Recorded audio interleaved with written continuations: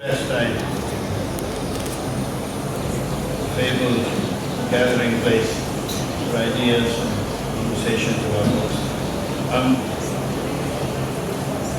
The first poem, can you hear me all clearly? Yeah.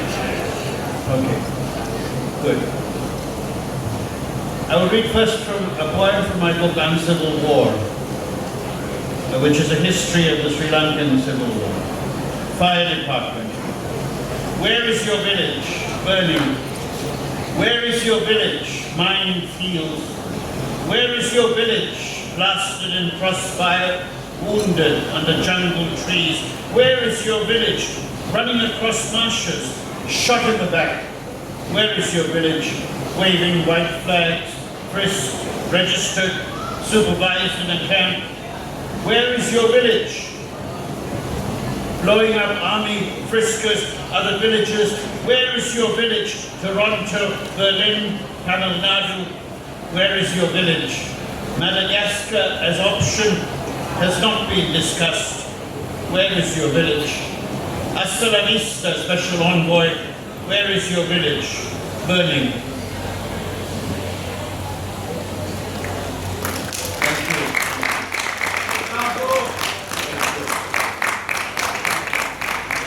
Department now is in Minneapolis. Living Will. This is from my book Coconuts on Mars, which is published in India by Paper Wall. One day I will sit down with my soul and write that I have loved every bird that flew, every monkey on the branch, every elephant charging through the grass. I will say I love you as much as the baby gecko scampering past my foot, the snake rustling under the wood cut and stacked in my yard. I will say I have loved every creature, every song, every turn in the road, and I will be lying with my eyes open and my eyes closed. I am not God. I'm not even the dog loyal to his master who misses him blind like his daughter in Lima, which I call at night. Until the next time we meet in dreams, via chat, cheek to cheek, remembering always that in paradise there are no trains, or roads, or seas, or death, no going away, no arriving, doors and garden wide open, souls who come and go, smiling, and all the angels, all birds, all dolphins, all men and women in song, dancing, and why not? Reciting the Song of Solomon, the epic poems, the love songs that consoled when we set off from the roads, hopped on trains and aeroplanes, got caught in traffic in our head, said goodbye before saying hello. Did I know you down there? You were the greengrocer I walked past going to school in London. Oh my dear, how beautiful you are, Pauline, with bright red hair, who shared the religion prize with me at St. Vincent's on Banford Street. But you may be alive still, and I'm not ready to meet my maker, to be plucked from the cycle of rebirth, not yet. I have poems to compose, children to raise, earth to cultivate. Come back later, angel. I have my will to revise.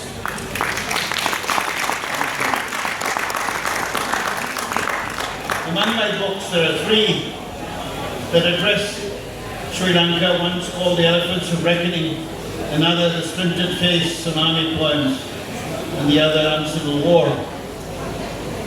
This poem is from the book Splintered Face, some army poems. Words and Orchids. We had gone for a sea bath and had just sat down to eat mangoes and bittu, a spicy Paul sambal.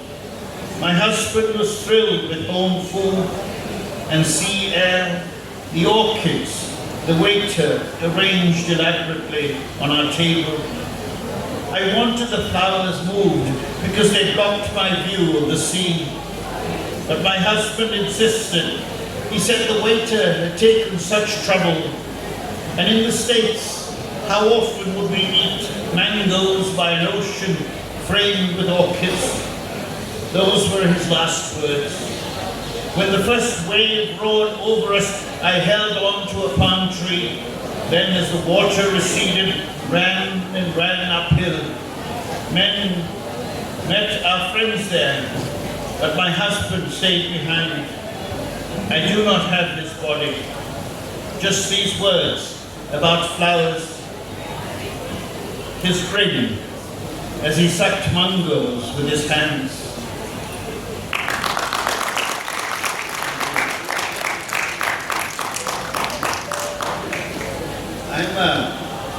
I'm a Democrat, an American Democrat, a migrant American Democrat, and the great hero of American Democrats and poets. His name is Walt Whitman. A few years ago, we celebrated Walt Whitman's 200th birthday. This is from the book, The Migrant States. Walt 200. Break the locks, unleash the mind. Walt Whitman has left Pomona. He is abroad. He's sitting among us in our soul. He's flying the post with pigeons and the giant freight planes. He's hopping freight trains and riding into Mexico. He's on a piano cruise visiting St. Kitts and Barbados. He has joined the Merchant Marine. He's sailing into Guantanamo. He's throwing fish into the sea in search of whales. He has the biggest, longest beard in the world. He is jiving, driving, cavorting, shimmering. He's 200 years old today, and he does not give a flying rat.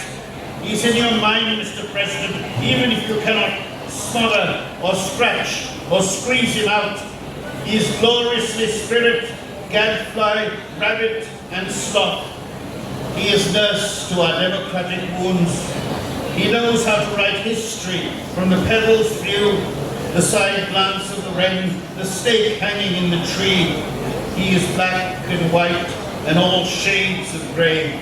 He is our friend and guide, and he will elect us every time we fall down. Let us go back to Pomona with what we've learned these 200 years.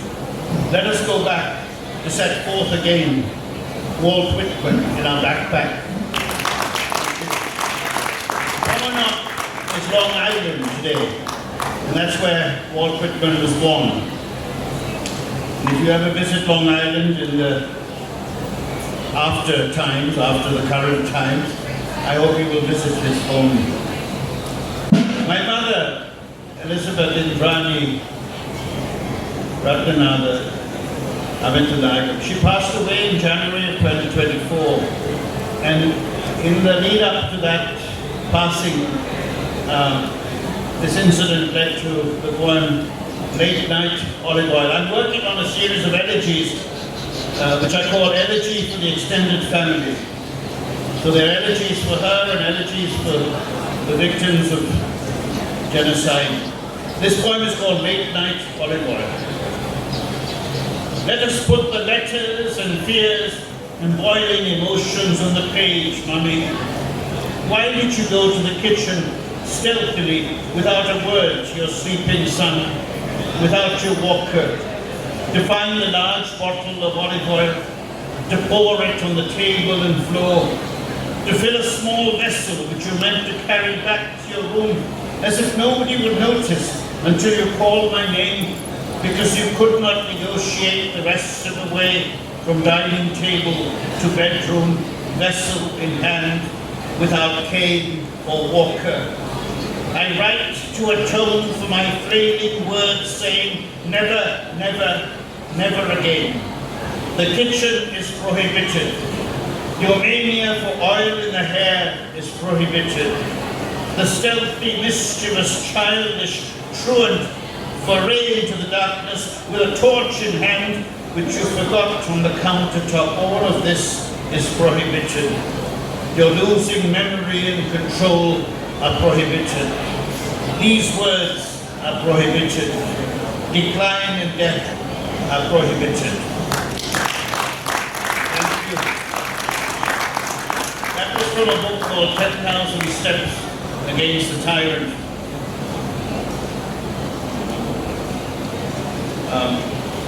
The tyrant is still with us. I'll finish with this short poem from memory called You Must Love. You must love the land when you leave to build your house on the sea. Love what's lost, the mango tree burning in the garden, the curious noose of the familiar coat of arms. Love the ball turning strong, spinning in a dark, faraway land. Love the tongue you'll never again speak, that wrapped you and bled you and dried up some every day on the other side of the sea. Thank you very much.